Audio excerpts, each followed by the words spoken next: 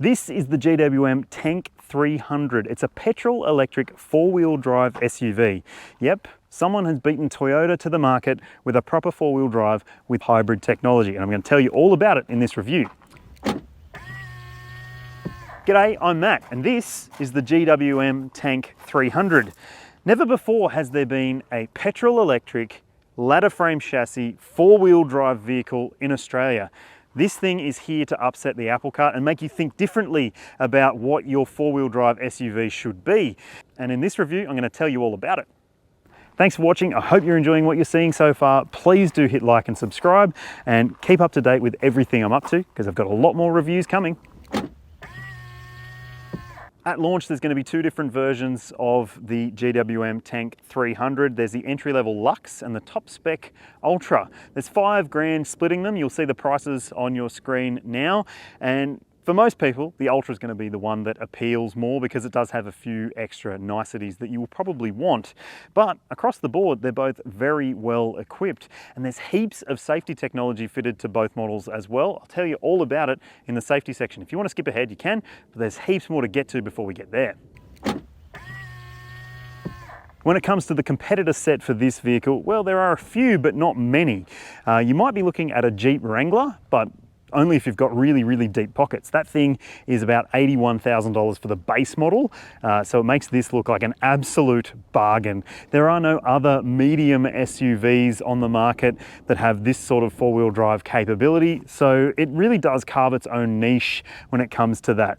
But if you are looking for something that maybe isn't quite as off-roadable, then a Subaru Forester might be a really good alternative at a much lower price point, but it's a very different car to this.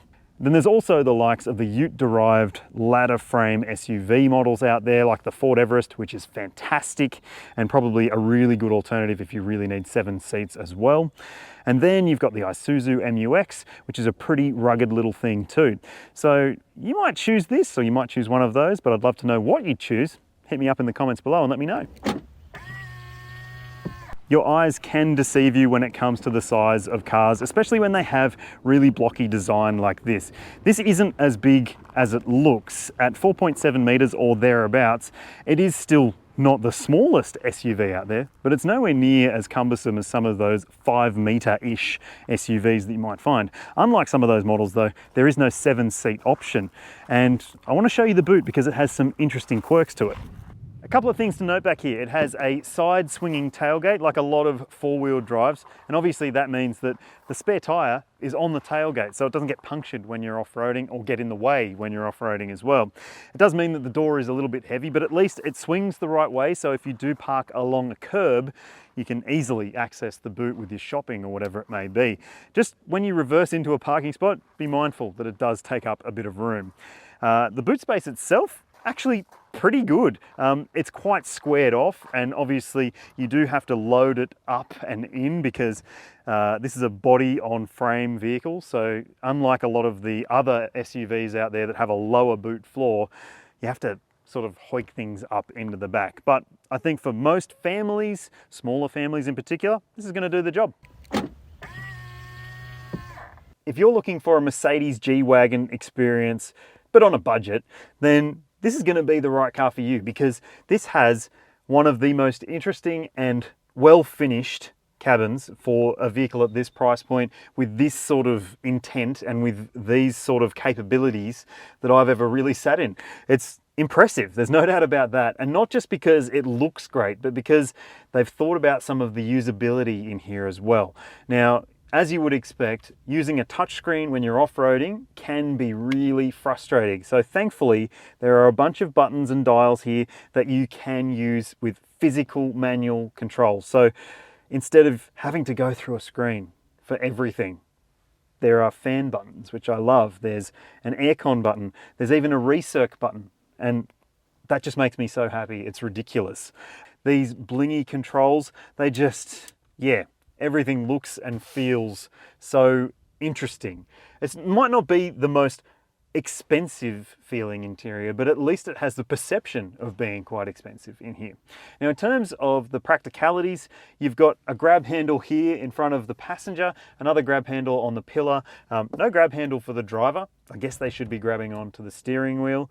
And in terms of the storage, it could be maybe just a little bit better. Look, there's a big storage area here with a couple of cup holders. You've got a little storage pad here for your phone. I'm assuming that gets a wireless charger in some specs. There's also bottle holders in the doors, and it's cool in here. I really like it. So is the back seat any good? Backseat space in here is very good. This is a medium SUV technically, but it feels more like a large SUV in terms of space. I've got heaps of legroom here, heaps of toe room, heaps of headroom. This seat's set for about my position, 182 centimeters or 6 foot. So yeah, that gives you an idea that this is a spacious back seat. And thankfully, it's got things that you will want, including a couple of USB ports. There's directional air vents as well, which I always find is handy, especially in a bigger vehicle, even though this isn't massive. There's also map pockets on both of the seat backs, which is good. A flip down armrest with cup holders, always like to see that. A couple of bottle holders in the doors. They're not massive, but generally it's pretty comfortable and pretty well accommodating back here.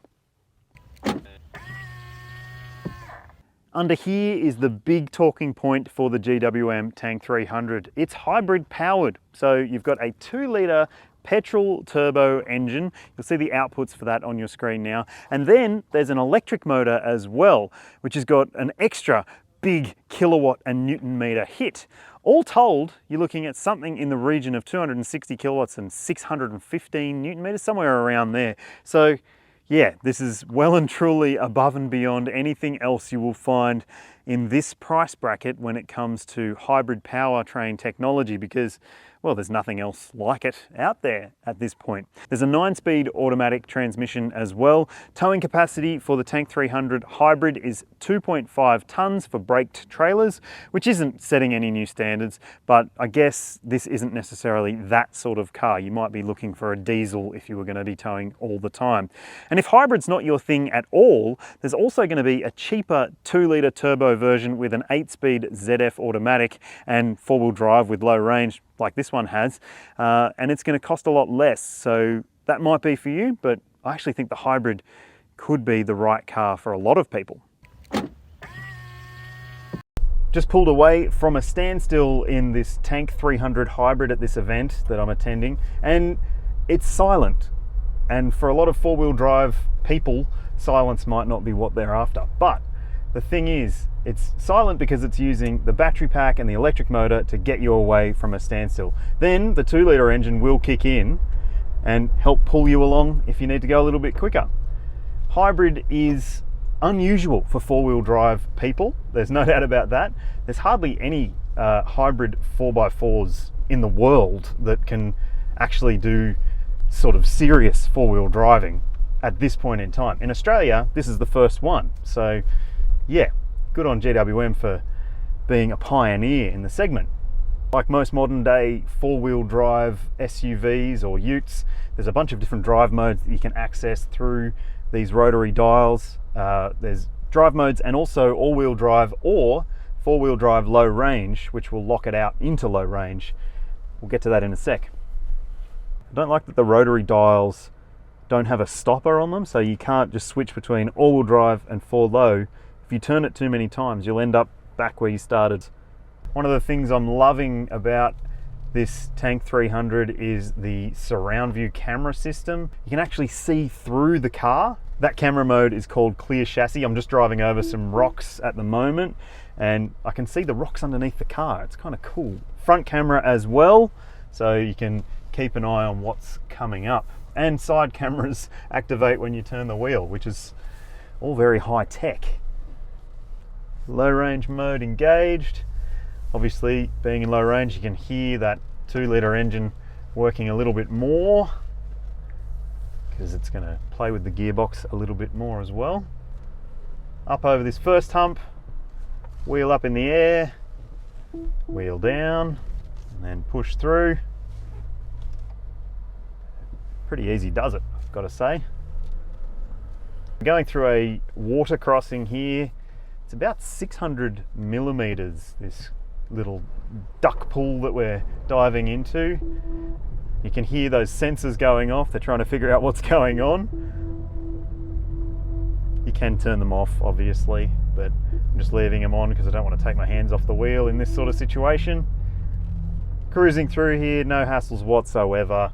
No water on my feet, so that's a good sign. Auto emergency braking just kicked in, which is not ideal coming out of a puddle. But there you go. It thought that I was going to hit something that was solid, so I guess it's better to have that than actually hit something that's solid. Just about to do a hill descent, down quite a steep descent. Hit the hill descent button and you can set the speed that you want by using the cruise control buttons. So it's a bit confusing which ones they are, but they're down there. Okay. Foot off the brake and straight over this edge of the cliff. That's very steep. We're going 4 kilometers an hour. Just cruising down. Obviously we did belly out a little bit at the top of that, but it was a very steep drop off, so no surprises really.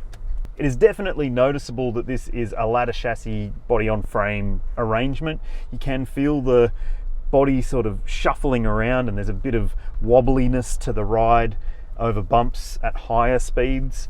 Now that hybrid powertrain, it is, I mean, hard to say whether it's any good in the real world, but in this situation it hasn't necessarily shown any faults. Electric driving at lower speeds was noticeable, and obviously that petrol engine kicked in when it needed to, but it's not too noisy either, which I like. If you're wondering about the efficiency of this hybrid four-wheel drive, you'll see the official combined cycle fuel consumption figures on your screen now. But you can expect that if you do go off-roading, it's going to be higher than that official claim number. The Tank 300 has a 5-star ANCAP safety rating from 2022, so this is a very safe vehicle against that standard. It's got a bunch of active safety technology, including adaptive cruise control. There's autonomous emergency braking with pedestrian and cyclist detection and junction detection to stop you from darting in front of someone that you shouldn't be doing. Then there's lane keeping assist, there's blind spot monitoring, rear cross traffic alert with auto braking at the back as well. And there's also a bunch of safety inside with airbag coverage for both the front and second rows. So this car should have you covered when it comes to safety. Get yourself a GWM Tank 300 and you're going to get a 7-year unlimited kilometer warranty, which is very, very good for the class. You also get 5 years of roadside assistance included, and there'll be a 5-year service plan as well. What do you reckon? Is that good enough for a Challenger brand? Let me know. So what are my impressions after that short little jaunt over some serious off-road terrain? Well, it is pretty impressive considering the price that you're paying for this car and the practicality that's on offer with this big cabin. I think that this could be a really good fit for those adventure curious people out there who do want to go see a bit more of Australia like we're seeing today. I haven't driven it on the actual road yet, so I can't comment on that. Let me know if you want me to do an on-road review of it later on, and I'll try and arrange that. But from what I've seen so far today, it's pretty good. Oh, how good's the blinker sound? That blinker sound is one of the best blinker sounds. It's very loud, but I like it. A bit of a dance beat.